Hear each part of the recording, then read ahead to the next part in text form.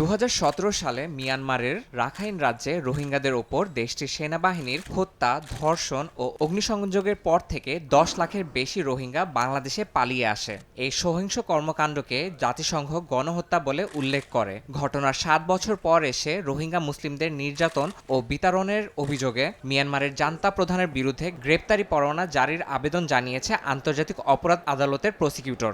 যদিও মিয়ানমার আইসিসির সদস্য রাষ্ট্র নয়, তবে ২০১৮ এবং ১৯ সালে আন্তর্জাতিক অপরাধ আদালত জানায় যে বাংলাদেশে সংঘটিত অপরাধের কারণে আইসিসির এ বিষয়ে হস্তক্ষেপের অধিকার রয়েছে। এটি প্রথমবার মিয়ানমারের কোনো উচ্চ পর্যায়ের কর্মকর্তার বিরুদ্ধে গ্রেপ্তারি পরোয়ানার আবেদন। আদালতের বিচার প্যানেল এখন তদন্ত করে দেখবে অভিযোগের যথাযথ প্রমাণ আছে কিনা। আপিলের পর গ্রেপ্তারি পরোয়ানা জারি করতে সাধারণত ৩ মাস সময় লাগে। যদিও বরাবরই জান্তা সরকার সব অভিযোগ অস্বীকার করে আসছে। তাদের দাবি, অভিযান ছিল সন্ত্রাসীদের বিরুদ্ধে, বেসামরিকদের বিরুদ্ধে নয়।